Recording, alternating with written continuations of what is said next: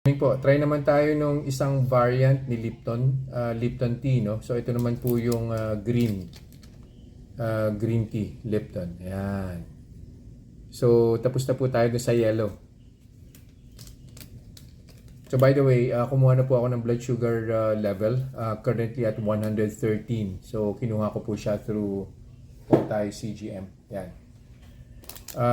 Inumin ko po to, tapos after 2 hours babalik po ako kung meron po siyang blood sugar spike, kung may gagawin ba sa blood sugar ko. Sasamahan ko rin po yan ng isang sachet ng equal gold.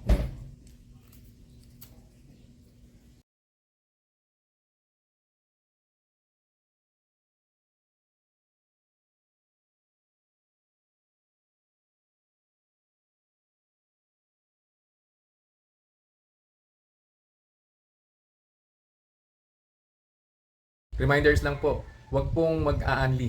Always eat in moderation. Hindi po ako doktor, so whenever in doubt, konsulta po kayo sa doktor ninyo. And yung results po ng mga review na ginagawa ko, it may vary. So wag niyo pong i-expect na yung resulta sa akin is magiging kapareho po ng resulta sa inyo.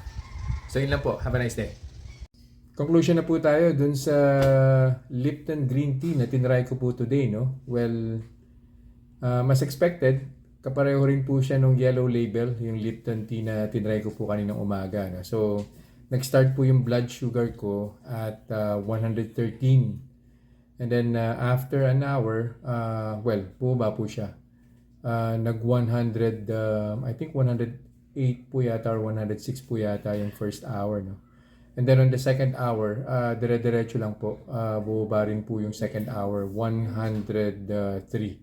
So, yun na po yung final na blood sugar reading.